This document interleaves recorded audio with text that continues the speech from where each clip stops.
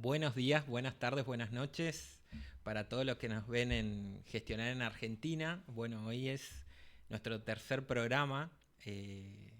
La verdad que estamos muy contentos, muy orgullosos del trabajo que venimos haciendo y bueno, de todos los testimonios y experiencias que nos enriquecen semana a semana. Así que bueno, ahora le voy a hacer la palabra a mi compañero y amigo que va a hacer la presentación del día.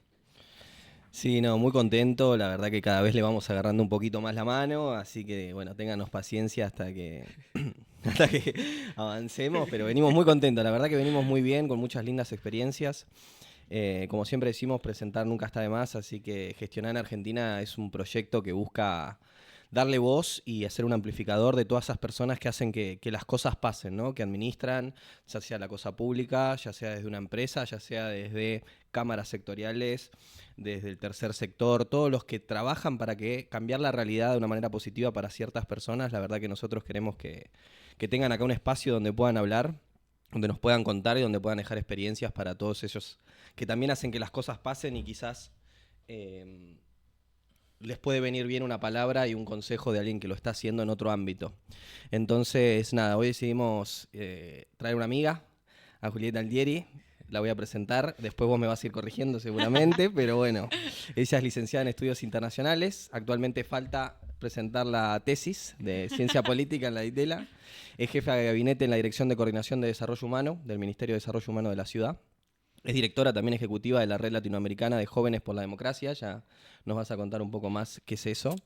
Y también un perfil muy interesante porque ella entre el 2022 y el 2024 se destacó como secretaria general de la Juventud del PRO. Así que nada, todo lo que tenga que ver con gestionar y por conocerla antes, también sé que estuvo trabajando en el sector privado, que también habrá llevado su aprendizaje y su enfoque para ganar perspectiva, así que no demoro más la presentación y te doy la bienvenida. ¿Cómo estás? ¿Cómo andan? Muchas gracias, chicos, por invitarme. Qué presentación.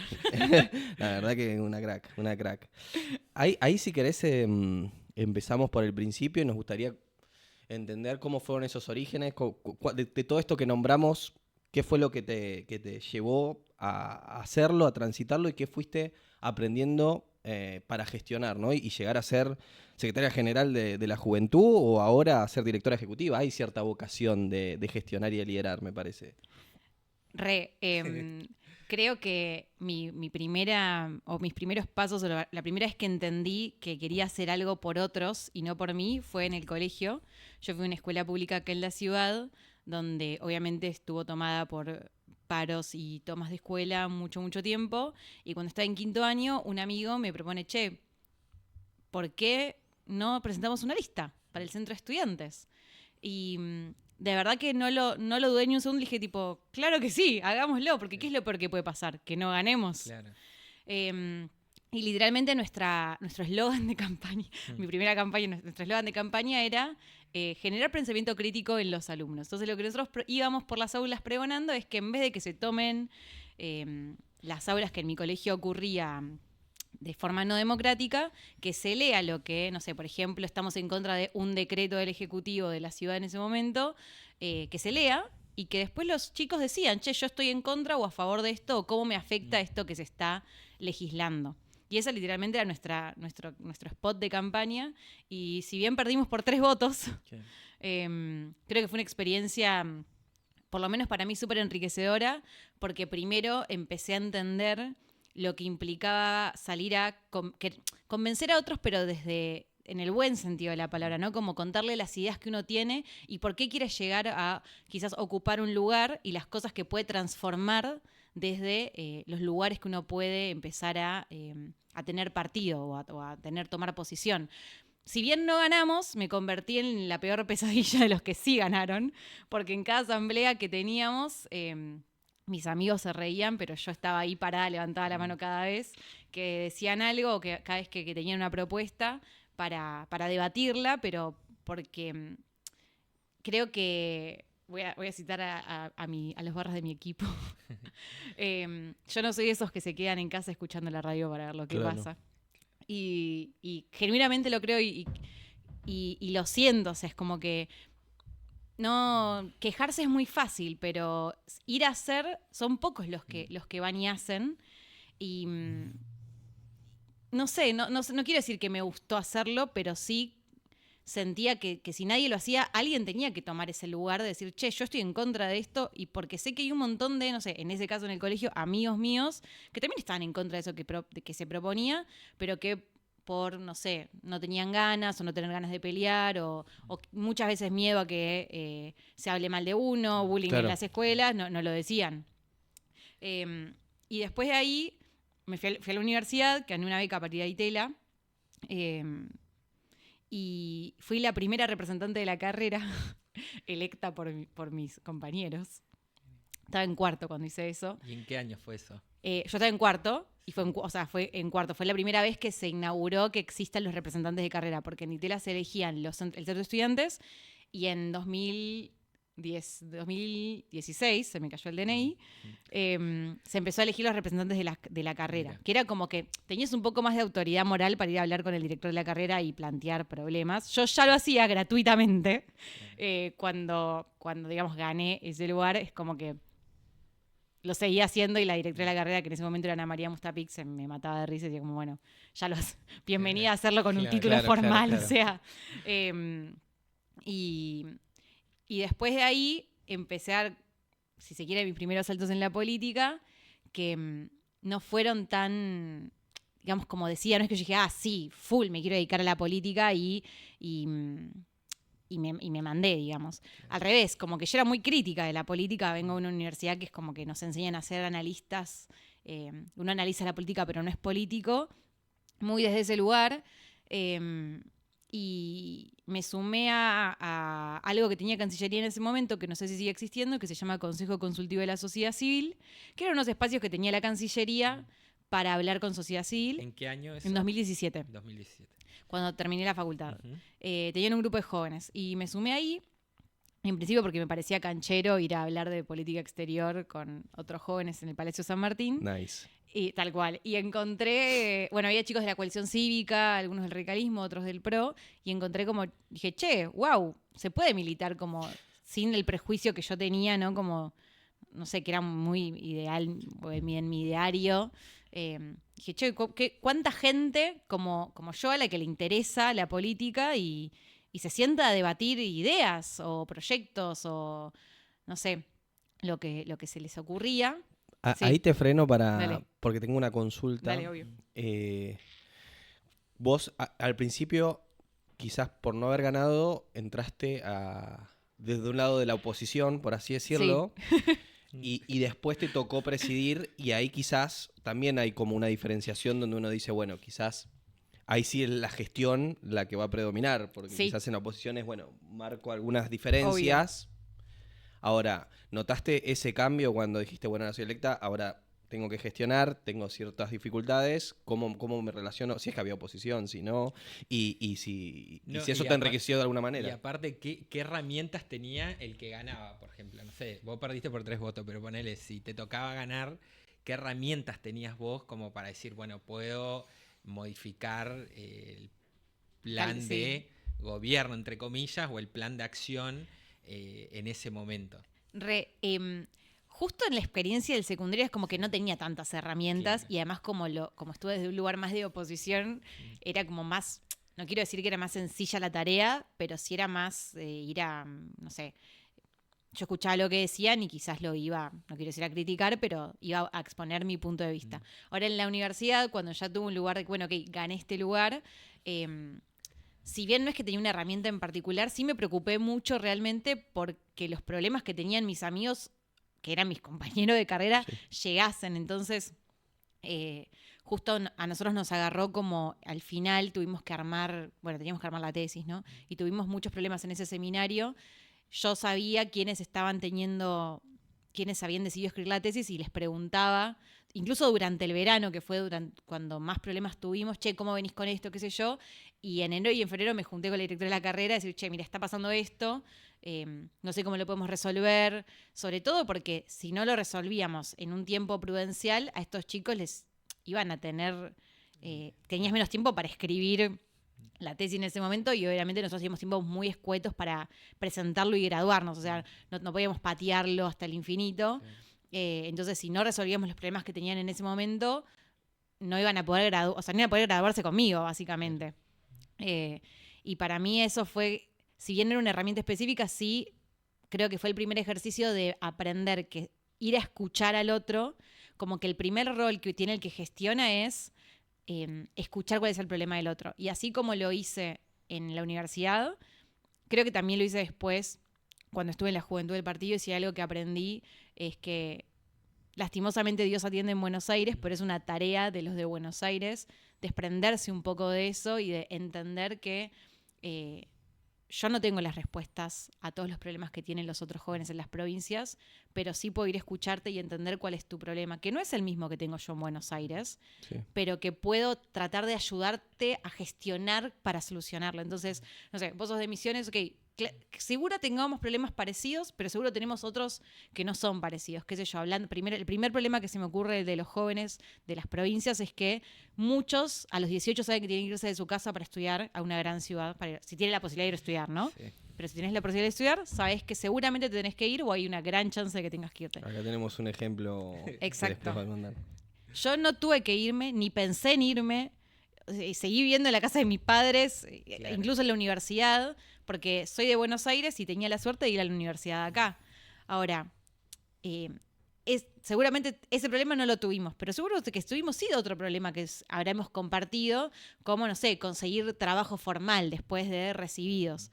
Entonces, para mí sí hay algo de la gestión que tiene que ver con callarse y escuchar el problema del otro, ¿no? Como de, che, bueno, ¿cuál fue tu problema? ¿Y cuál es tu problema en Misiones? ¿Es el mismo que tengo yo acá y puedo hacer fuerza para que nos den más bola? ¿O tengo que gestionarte o, no sé, hacerte nexo para resolver tu problema en particular, que no es el que tengo yo, pero que es otro problema y es igual de válido? Y que quizás es el mismo que el que tiene, no sé, el de Formosa, o quizás no, quizás es otro. Y para mí hay un ejercicio del real federalismo de ir a escuchar, ¿no? De quienes gestionamos o quienes tenemos roles de liderazgo, no sé, en este caso en una juventud partidaria, ir a escuchar qué pasa con los otros jóvenes, qué necesidades tienen y cómo ayudás a, no sé, en nuestro caso, construir juventudes en todas las provincias, ¿no? Claro. Que era algo que no teníamos cuando arrancamos la gestión de mi mesa directiva, y cuando nosotros terminamos había una mesa directiva o un grupo de jóvenes pro en todas las provincias del país. Ahí solo para sumar un poco de cómo lo trabajamos en comunicación, creo que eso lo que decís es fundamental. Como un buen diagnóstico, me parece que la estrategia que se puede implementar para cualquier tipo de plan estratégico es fundamental y viene de la escucha. Y hoy en día las herramientas digitales también te dan un montón de social listening para poder atraer esa cantidad de datos y poder tamizarlas y después ponerlas en un contexto. Y sobre todo esto que decís de ir a escucharlos, ya marca una posición proactiva, porque si no decís, bueno, quiero escucharlo, bueno, vengan acá a Buenos Aires y yo los escucho. Que claro, se plantee, che, voy, te escucho allá. Y ahora nos contarás un poco más vos, Lucas, de allá, cómo se genera eso y qué sensación tiene por ahí incluso del interior. La complejidad internacional, ¿no? Que esa es la mirada hacia adentro, hacia el interior del país, y después tenés, bueno, que relacionarte a nivel regional y a nivel mundial. Ahora que esto del Pacto del Futuro, ¿no? Uh-huh. que pasó 22 y 23 en el marco de las Naciones Unidas, los temas que se debatieron en ese pacto, que nos van a impactar a nosotros como generación y a futuro en muchos temas, y cómo nosotros absorbemos eso y logramos federalizarlo, ¿no? Porque el otro día comentábamos con Andrés, somos el 8º país en extensión territorial. Tenemos todos los relieves, tenemos agua, tenemos petróleo, tenemos gas, tenemos una riqueza en minerales, en tantas cosas, y a veces tenemos complejidades económicas porque no tenemos reserva en el Banco Central. Bueno, ¿cómo resolvemos esa política, ¿no?, bimonetaria que nos afecta más allá de los gobiernos? Porque vos fíjate que han pasado gobiernos de diferentes signos políticos y no lo pudimos resolver. Y yo siento que hay un descrédito de la clase política dirigente, como no sé si fue de la misma manera en el 2001, pero estamos atravesando una crisis de representación donde nuestra generación tendrá que tomar esa antorcha y construir en base a temas que sean importantes, específicos y que seguramente nos impactan en todas las provincias, ¿no? El otro día hablaba con la presidenta del Silicon de Misiones, que lo fuimos a conocer y que estuvimos ahí. El laburo que hacen ellos, son jóvenes muy formados, muy preparados, que están viendo el mundo, lo que está sucediendo en el mundo, pero aparte tienen una empatía que se nota en vos, de la manera que hablas, empatía sobre lo que le sucede al otro en el interior del país, ¿no? No es lo mismo el de Misiones con las temperaturas que tienen, Obvio. con el dengue, que lo mismo que le ocurre a alguien en Santa Cruz o Ushuaia, que necesitan el gas para sobrevivir en el invierno. Entonces, tenemos tantas complejidades, tantas cosas que nos enriquecen como país, pero es tan difícil que la dirigencia política se ponga a sentar 10 puntos estratégicos para la Argentina. O sea, es que no lo hemos podido lograr en los últimos años y que creo que es una cuota pendiente que por ahí espero podamos resolver nosotros. Ahí quizá poder aprovechar esto que trae Luqui para ver tu posicionamiento ahí como directora ejecutiva de la Red Latinoamericana de Jóvenes. Creo que eso también te da un panorama en esto de tener un buen diagnóstico y ser certero, y ganar perspectiva mirando diferentes latitudes también y diferentes temas de conversación. Creo que enriquecen la visión. Preguntarte un poco ahí tu rol, qué función cumple y qué estás viendo de esto. Súper. Bueno, la Red Latinoamericana de Jóvenes por la Democracia es una organización regional que nuclea jóvenes de toda América Latina, desde México hasta Argentina, organizaciones y jóvenes, ¿no? Que defienden la democracia, la libertad y los derechos humanos en la región. Por obvios motivos, la mayoría de los temas que trabajamos son en Cuba, Nicaragua y Venezuela. Okay. Porque solemos hacer campañas sobre, no sé, los presos políticos, la violación de derechos humanos, ahora con las elecciones en Venezuela, obviamente también sobre todo eso. Pero bueno, no dejamos de atender otras cosas como lo que está pasando ahora en Bolivia o cuando, no sé, las cosas que ocurren a veces en Argentina, que obviamente no son de la magnitud que ocurren lastimosamente en estos 3 países que dije antes, que no son una democracia. Sí también levantar la voz, no sé, con lo que pasó durante la cuarentena en provincias como Formosa, por ejemplo. Es una plataforma súper interesante donde tengo la suerte de formar parte del comité directivo que es electo por las organizaciones miembro de la red, así que agradezco a todos los que confiaron en mí para ese lugar. Pero sí, la verdad es que la red para mí a mí me abrió mucho los ojos en esto que decís vos, Andie. Bueno, entender qué le pasa a los jóvenes como yo, pero en otros países. ¿Y qué le pasa a un joven que hoy vive en un autoritarismo, ¿no? Que nosotros tenemos la suerte de no conocerlo, de no saber qué es vivir sin libertad y sin democracia. Nunca me voy a olvidar, una vez que en 2022, estaba en Costa Rica en un evento que había organizado la red con otra organización que se llama Civil Rights Defender, con muchos jóvenes exiliados de Nicaragua. Y había un chico que se llamaba Vladimir, que hacía 2 semanas que estaba en Costa Rica y que tenía un montón de problemas porque él estudiaba abogacía en Nicaragua, en Managua, y se había tenido que mudar a Costa Rica, a San José, y estaba viendo cómo hacía los papeles para que lo admiten en la uni, qué sé yo. Y cuando le pregunté, muy ingenuamente, ¿no? Como digo, una persona de Argentina que vive en democracia, che, bueno, ¿por qué te viniste? O sea, ¿qué pasó? Y él me dice, no, lo que pasa es que empecé a hacer memes en X y me hice viral y me empezó a perseguir el gobierno. Y tenía 20 años. Y yo dije tipo, wow, como cuán lejos que estamos nosotros de eso, cuánto nos quejamos sin saber de un montón de cosas y lo alejados que estamos los jóvenes argentinos de esa realidad, ¿no?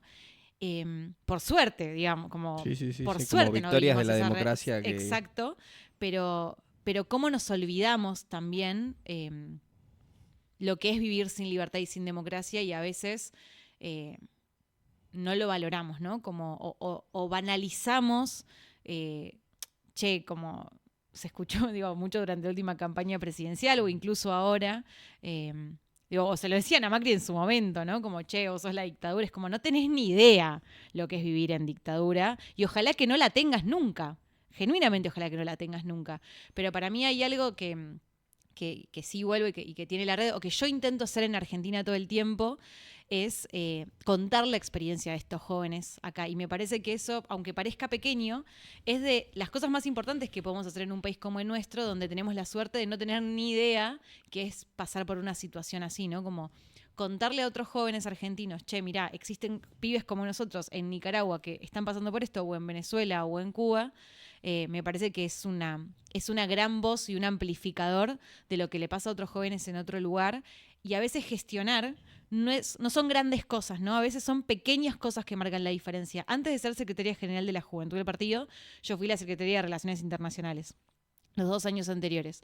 Y por esos 2 años, o sea, durante 2020 y 2021, todos los lunes hice un resumen de noticias internacionales, que básicamente era un PDF donde yo ponía el resumen de las 10 noticias que me parecían más importantes o más divertidas o interesantes Sí, sí, sí. que había leído esa semana o esa mañana. Armaba un PDF con ese top 10 de noticias y lo mandaba por difusión a todos los jóvenes del país. Y me pasaba de ir a provincias y que me iban tipo, vos sos la chica de los PDFs. Claro. Y yo como, sí. Pero ahí me di cuenta cuando empecé porque claro, el primer año fue todo en pandemia, entonces no me conocían. Yo era la chica que mandaba literalmente el PDF de las noticias internacionales. Y cuando empecé a ir a las provincias, cuando se empezó a abrir un poco más y la posibilidad de viajar, me pasaba de estar, no sé, en Corrientes, en Salta, y me decían, vos sos la chica de los PDFs, y yo tipo, sí, y chicos que genuinamente me decían, no sabes lo que me sirvió que vos me mandes ese PDF todos los lunes, porque yo literal lo esperaba para saber qué pasaba en el mundo. Y nunca me imaginé, literalmente yo encerrada en mi casa en cuarentena, que ese pequeño gesto le iba a cambiar la vida a tantos chicos o a tantos jóvenes que iban a estar esperando que yo mande un PDF, o sea, de verdad no lo podía creer. Y para mí hay algo que es muy importante de esto, o la enseñanza que a mí me dejó, y es que hacer cosas por los otros o cambiarle la vida a la gente no implica hacer cosas enormes. Lo que necesitas es voluntad y perseverancia, o sea, y constancia, y no abandonar. O sea, haciendo algo tan chiquito, pero literalmente haciéndolo, proponiéndole, che, todos los lunes voy a hacer esto, y todos los lunes hacerlo, eso ya, por pequeño que sea, tiene un impacto. No, y empatizar, ¿viste? Esta palabra que es tan importante porque, qué sé yo, nosotros, el que tiene acceso, por ejemplo, ¿no? a una tablet, a una computadora o internet, ¿viste? Nosotros damos por sentado que están esas cosas. Entonces nos ponemos a debatir, ¿viste? La inteligencia artificial, pero para un chico del norte de Neuquino, ponele, ¿no? Un pueblo de 500 habitantes que no tiene internet, ¿viste? Es como que le estás hablando de cosas en la cual no va a tener acceso. Entonces, ¿cómo nosotros aplicamos los recursos del Estado para generar ese tipo de mecanismos y herramientas y darle esas herramientas a chicos por ahí que no tienen acceso? Porque ahí está el potencial, ¿no? O sea, generar igualdad de oportunidades para que puedan estudiar. Hoy, viste que, por ejemplo, se estudian muchas cosas de manera virtual, que podríamos tener acceso de cualquier lugar del país, pero si no tenés buena conectividad, si no tenés internet, si no tenés la computadora y el acceso, es como que le estás hablando, no sé, en japonés a la juventud, que es mucho más chica que nosotros. Entonces, por ahí el rol del programa tiene que ver con muchas de las palabras que vos utilizaste, ¿no? Decir, bueno, estamos en la capital federal, pero ¿cómo nos involucramos con aquellos que vienen del interior del país? A veces pasa que venían intendentes del interior del país, de pueblos muy chiquitos, y no sabían cómo gestionar, o iban a una reunión con un funcionario donde por ahí había la foto protocolar, pero después no tenían ellos mismos las herramientas para poder llevar a cabo una gestión. Entonces, ¿cómo nosotros generamos también de que haya una formación para que eso decante en la comunidad de cualquier lugar del país, con cosas grandes, como grandes obras, digamos, de infraestructura, o con una plaza? El otro día hablábamos, ¿no? con un amigo también que vino a hablar de ciudades inteligentes, la importancia de las plazas o los espacios públicos que sean integrales, que sean comunitarios, que puedan tener acceso gente con capacidades diferentes. Bueno, porque ahí está el debate o la vida en comunidad, ¿no? Entonces, ¿cómo nosotros empatizamos con eso y hacemos que que el país con tanta riqueza, con tantos recursos y con tantas cosas, pueda hacer de que la gente viva bien, ¿no? Creo que desde los distintos partidos, de los distintos lugares, creo que lo que buscamos es generar desarrollo, generar industria, ¿no? Tenemos un país que es faro en muchas cosas a nivel mundial, en términos de salud, de educación pública. Entonces creo que deberíamos trabajar y hacer aportes en esos temas. Espectacular. Perdón, Sí, sumo algo que decías, que dijiste, bueno, ¿qué hacemos con los recursos del Estado, no? Y me voy a poner un poco ñoña, pero porque por lo menos a mí me pasó mucho que yo tuve como mucha experiencia de voluntariado que me encanta, y mis amigos dicen tipo, che, bueno, deja de trabajar gratis para el mundo, pero no lo voy a dejar de nunca hacer nunca. Y otra que es la experiencia de gestión real, ¿no? Y para mí hay algo que todos los gobiernos en cualquier nivel debieran tener, que es hacer política pública basada en evidencia. Creo que los datos, que hoy tenemos mucho más acceso a la información, como vos decías antes, pero también a cuantificar o a medir lo que hacemos, nos ayuda mucho a tomar decisiones a quienes tienen que estar en la gestión más, no quiero decir razonables porque no es la palabra, pero pensadas, meditadas, que tengan un impacto. Exacto, que Sí, porque eficientes también. si hay algo qué sé yo veo la política pública de esta forma, ¿no? Uno tiene un diagnóstico, muchas veces no lo tenemos, pero debiéramos tener o tratar de tener un diagnóstico de la situación para entender, bueno, ¿qué hacemos con el pool de recursos que es limitado? O sea, los recursos no son infinitos y uno tiene que tratar de atender lo más que puede con los recursos que tiene. ¿Cómo destinás esos recursos? Para mí te lo dice la información que tenés. O sea, cuanta más información tengas, mejor vas a poder... Más eficiente vas a ser con la distribución de esos recursos. Ahora, y ahí me parece que viene, o no sé si es lo más importante, pero es como, bueno, ¿cómo formamos a los jóvenes de hoy y de mañana para que ocupen esos lugares en la gestión pública? Porque si hay algo que... No sé, yo tuve la suerte de estar en la gestión pública y de trabajar en una multinacional. Y no sé si fue porque tuve mucha suerte en la gestión pública y me tocaron jefes, como mal nos llamaban, del gobierno de los CEOs, pero que literalmente cuando pasé a una empresa no vi un cambio. Yo dije, che, esta gente trabaja igual que como yo venía trabajando antes.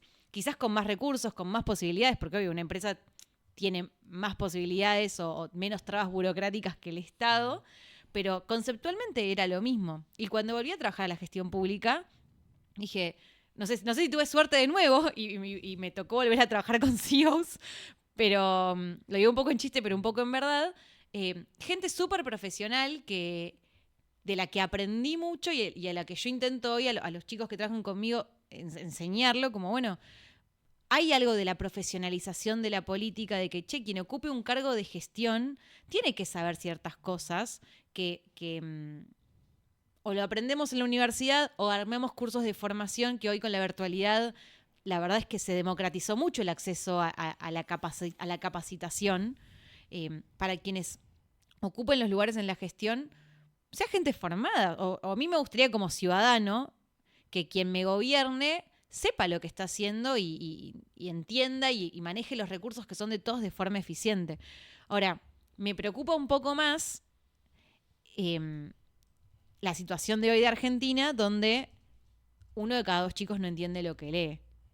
Y ahí sí tenemos un desafío a futuro con esto que nombrábamos antes, bueno, que se firmó el Pacto del Futuro y qué va a pasar en los próximos años y cómo afecta la política internacional argentina.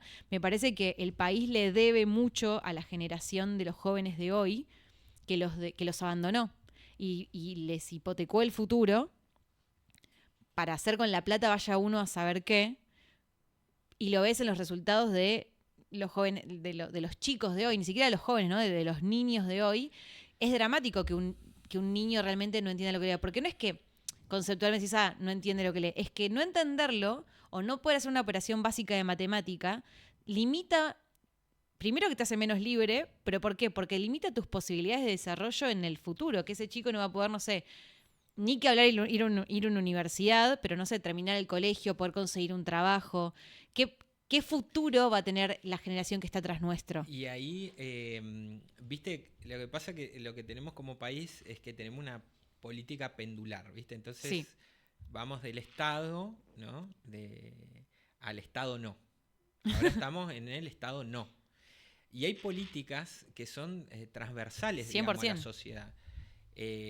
Una política que a mí me parece transversal y que debería continuar gobierno tras gobierno es el conectar igualdad, que hablábamos en esto, ¿no? Es decir, y el tema de satelital. Bueno, Argentina tiene que tener conectividad a internet y conectar Obvio. igualdad para que el chico esté en el lugar Sí. que esté del país tenga acceso a las Obvio. universidades, a poder estudiar, a poder capacitarse Sí, a sí, nivel sí. mundial incluso. Entonces Obvio. digo, ahora estamos en la etapa de nada del Estado, viste, la obra pública la realizan las provincias que son deficitarias, pero no deficitarias porque solamente es el mal manejo del Estado, sino deficitarias porque los recursos, como vos decís, son escasos. Yo, gracias a Dios, vengo de una provincia, provincia de Neuquén, que, bueno, tenemos el reservorio de gas y petróleo, uno de los más importantes del mundo, sí, pero también es acotado el tiempo y espacio que tenemos para extraer esos recursos, para poder monetizarlos y poder generar energías alternativas y poder generar el progreso que necesita la provincia. Neuquén tiene porcentaje de pobreza muy, muy altos. Ves problemas habitacionales, problemas de infraestructura en rutas. Somos una provincia que también tiene turismo, que muchas personas de todo el país van a nuestros centros turísticos. Y uno nota que van pasando los gobiernos y no se resuelven temas estructurales. Y el tema de la educación es uno, cómo a chicos que tienen hoy otras herramientas nosotros logramos darle contenidos que les sirvan para construir en el futuro, porque también como la inteligencia artificial viene avanzando, van a haber muchas carreras que van a dejar de existir, pero cómo generamos otro tipo de carreras o cómo contenemos, porque tenemos que poner el ser humano en el centro la inclusión, porque si no vamos a tener hay un riesgo inminente, ¿no? O sea, así que bueno, a veces son temas importantes a trabajar. Ahí yo también, justo antes que digas, te metiste en algo que queríamos tocar, que es el análisis de datos, así que viene muy bien. Y yo decía, bueno, en el privado como que siempre, cuando vos vas y presentás un proyecto y decís quiero llevar algo, te dicen, bueno, ¿cuál es el retorno de inversión, no? Y cuando vos estás en un área más social, como me pasa a mí, es más difícil, ¿viste? Porque si estás atrás del financista que está con un Excel y te mira y te dice, bueno, ¿y cómo eso es el retorno de inversión? Creo que esto que decís vos de traer algunas buenas prácticas que se tienen que adecuar al Estado, me parece que viene muy bien, que diga, bueno, el retorno de inversiones que tantos chicos van a poder acceder y en un plan de acá 5 o 10 años la brecha digital se va a achicar para que vos puedas hacer lo que en el lugar y en el tiempo que esté, no todos van a ser CEOs de alguna compañía, pero que por lo menos tengan lo básico para poder desarrollarse. Ahí sé que también en tu paso por el sector público desarrollaste algunos modelos de análisis de datos para gestionar. Entendiendo que esta es la idea de ser un amplificador para que un municipio del interior también, que en este momento no tenga el análisis de datos, diga, bueno, ¿cómo empiezo? Le sirva. Entonces, nada, darte ese espacio para que vos cuentes un poco eso, ¿no? Sí, creo que hay algo básico que para mí es, y que se puede poner en muchos lados, pero necesitas una compu para poder hacerlo, ¿no? O sea, primer paso necesitas una compu porque necesitas un Excel. Y ahí, para mí lo más importante para gestionar al menos, aunque sea una pequeña cosa, es poder contar, voy a hacerlo muy como en palabras simples, ¿no? Poder contar, cuantificar, ¿no? Tipo 1, 2, 3, 4, así, lo que uno hace.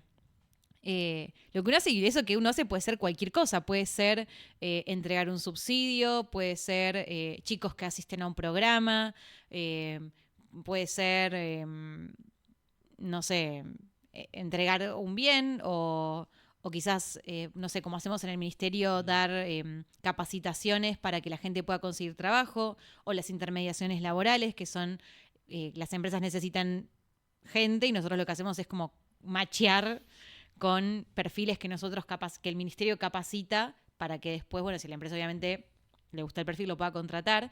Y eso es un beneficio que, digamos, no es financiero ni cuantificable, no es financiero, pero sí es cuantificable. ¿Por qué? Claro. Porque son, no sé, yo capacité 500 personas y contrataron, no sé, 100, ponele.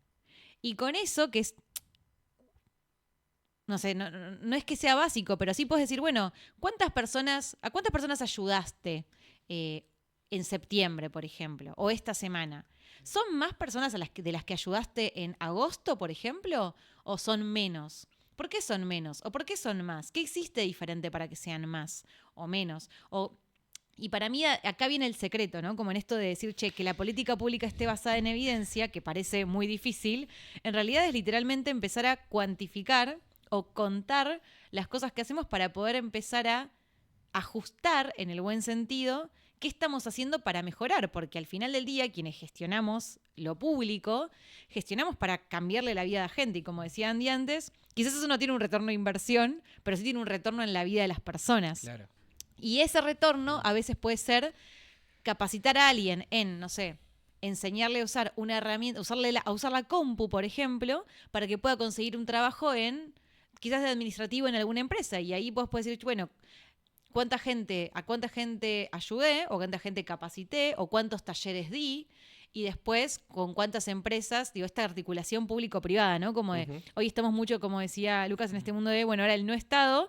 Para mí hay un diferencial o la visión que tiene el gobierno de la ciudad, y que para mí tiene el PRO también, que es tipo, che, no es full el Estado o full el no Estado. Hay un lugar en el medio de la articulación público-privada, que el Estado está para ayudar a nivelar la cancha, pero que también puede articular con el privado para que después, no sé, por ejemplo, le consigan trabajo a las personas a las que uno ayudó a capacitar. Y hay una articulación ahí que se genera en la ciudad, y que para mí está muy buena y que no se cuenta mucho, no sé por qué. Claro. Pero para mí ese es un rol eficiente y que a mí me gusta del Estado. Yo quiero un Estado que haga eso, que ayude a la gente y que articule con el privado, porque el Estado no tiene que hacer todo, pero tampoco tiene que desaparecer.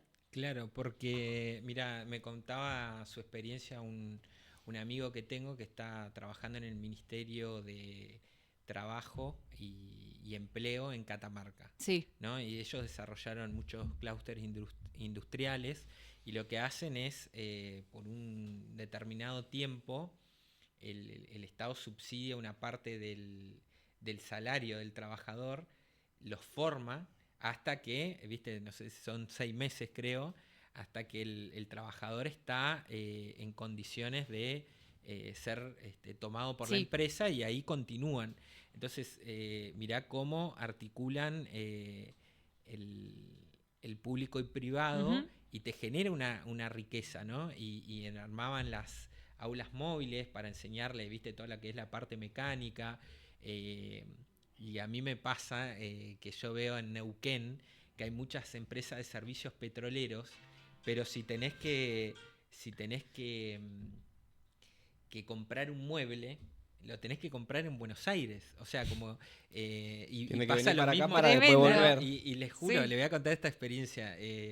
Fui una vez de vacaciones a Misiones, y a mí me gustaban las mesas de eucaliptus, ¿viste? Que vienen entablonadas. Y yo le digo, che, bueno, ¿qué precio tenés acá? Bueno, ponele, me decía 100.000 pesos, ¿no? La mesa.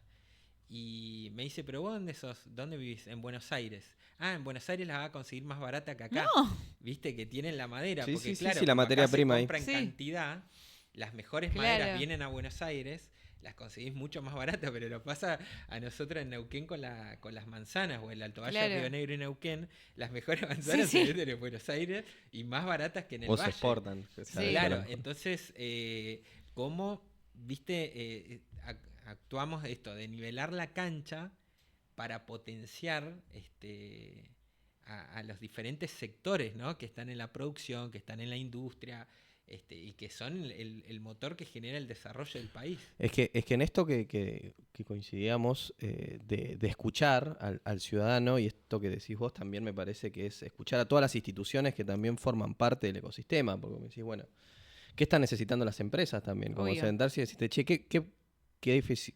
¿Dónde encontrás falta de personal? Bueno, en esto. Bueno, en eso te vamos a poder ayudar. Vos también tomás un compromiso de probarlo. Ahí, entendiendo que vos estás trabajando actualmente en esa área, en cuanto a la planificación, de decir, capacitamos a tantas personas y tantas personas entraron al mercado laboral. ¿Cuál te parece un porcentaje que puede ir escalando en base a la continuidad de la política pública que se puede tomar como parámetro para no frustrarse tampoco? Porque capaz que viene uno y te dice, che, yo capacitación y quiero que los 100 mañana estén trabajando, y decís, che, no es así, digamos, ¿no? Entonces, Mirá, creo que la planificación es lo más difícil de la política pública. Creo que en general, no solo de la política pública. ahora después te Planificar es lo más difícil. ¿Por qué? Porque vos tenés que prever cuando te sentás a pensar un proyecto, bueno, ¿qué es todo lo que necesito para que este proyecto salga adelante? Desde, a veces es tener en cuenta un bidón de agua para un dispenser, hasta, no sé, cosas más grandes como alquilar un lugar, las computadoras, los profesores, como literalmente hay que pensar en todo. Y obviamente que a veces en la planificación, a veces uno se puede olvidar cosas o en el medio las circunstancias pueden cambiar y lo que uno planificó al principio tiene que reajustarlo en el medio, ¿no? Pero por eso vuelvo, que para mí lo más importante es, cuando uno se sienta a planificar, pensar genuinamente, bueno, ¿qué es todo lo que yo necesito para que este proyecto salga adelante? Y listarlo. Y yo voy a hacer tipo anti-compus, pero con papel y lápiz a la vieja usanza. Bueno, necesito esto, todo esto.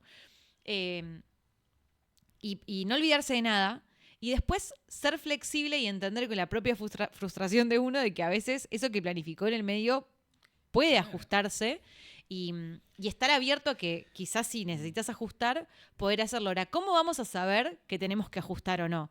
Bueno, porque cuantificamos, porque contabilizamos cómo viene el proyecto avanzando. Entonces, por ejemplo, si vamos a capacitar jóvenes para que consigan trabajo, bueno, yo tengo que saber, no sé, en marzo, ¿cuántos se me inscribieron? No sé, quizás se me inscribieron 100 personas, ponele. Bueno, a esas 100 que se me anotaron, en abril, no sé, por ejemplo, imagínate que el curso dura un mes. Bueno, perfecto, capacité 100. En abril lo vuelvo a inscribir. ¿Se volvieron a anotar 100? ¿Se anotaron menos? ¿Más? ¿Por qué se anotaron menos? ¿Por qué se anotaron más? No sé, quizás tengo que salir a comunicarlo más porque se me anotó poca gente. O quizás se me anotó mucha gente y sobrepasé y subestimé, digamos, la capacidad que tenía. Y entonces te ves en la disyuntiva al revés, de tener que ampliar eso que vos planificaste porque te quedó corto. Uh-huh. Por eso para mí, si yo tuviese que dar un consejo es, siempre que se pueda, cuantifiquemos cómo venimos o qué es lo que venimos haciendo. ¿Por qué? Porque eso te va a permitir entender cómo venís ejecutando el proyecto que estás haciendo y cómo lo podés acomodar. Porque imagínate que vos tenés un proyecto, no sé, anual. Decís, bueno, que voy a hacer esto todo el año. Si vos en diciembre te sentaste a ver que fallaste en tu proyecto, no lo podés solucionar. En cambio, si vos mes a mes tenés exacto, como un monitoreo. Un control de gestión. Si vos mes a mes, decirle control de gestión es como súper técnico, claro.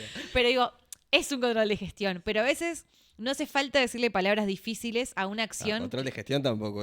Bueno, pero digo, como en el sentido de que no hace falta como usar palabras así como, che, vamos a hacer control de gestión. Para algo que en realidad es literalmente sentarte y tener el ejercicio de, bueno, una vez al mes sentémonos a ver cómo viene este proyecto. ¿Hicimos más? ¿Hicimos menos? ¿Por qué hicimos más? ¿O por qué hicimos menos? ¿Qué tenemos que ajustar para llegar a la meta que nos propusimos a fin de año? Y vuelvo que este ejercicio del control de gestión, ¿no? o de la planificación, para mí tiene algo que tiene que ver con la constancia. Digo, como bueno, hagamos esta reunión todos los meses, o hagamos esta reunión una vez por semana, o cada 2 semanas, y hacerla. Y son esas los grandes proyectos no ocurren con mentes brillantes, ocurren porque muchas personas, seguramente inteligentes, se sentaron y dijeron, bueno, tenemos que hacer estas pequeñas acciones. y hagamos que estas pequeñas acciones ocurran y empujemos que eso pase. Quizás esas pequeñas acciones son, tengamos una reunión de 15 minutos una vez por semana para ver cómo viene este proyecto. O juntémonos una vez al mes para repasar los números que acumulamos el mes anterior y ajustemos lo que haya que ajustar. Y ser también abiertos a saber que uno puede fallar y que quizás quizás uno planifica mal y puede pasar. Y también el contexto influye. Obvio, digamos. tal cual, porque además estamos viviendo en una situación que económicamente ahora está un poco más ordenada y esperemos que se ordene mucho más, pero que no era fácil planificar. A mí me pasaba que vos decías, bueno, ok, vamos a planificar un proyecto. Bueno, ¿lo planifico en pesos o lo planifico en dólares? ¿Y a qué dólar? ¿Y cuánta...?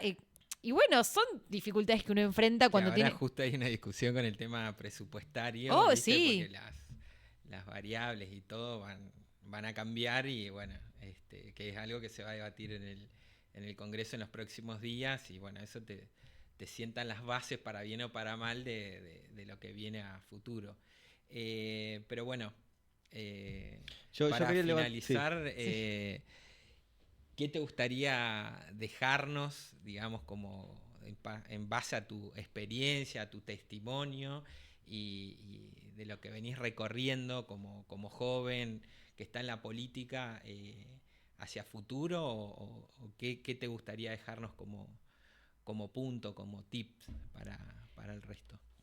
Mira, si hay un consejo que yo creo que me gustaría dar, es que todo aquel que tenga una idea, por más pequeña, grande o delirio místico que crea que sea, que la haga, que intente hacerlo, porque a veces no necesitas la mejor idea del universo para realmente transformar una realidad. A veces es cuestión de tener una idea y sentarse y empujar y hacerla, y tener la constancia y la perseverancia de hacerla.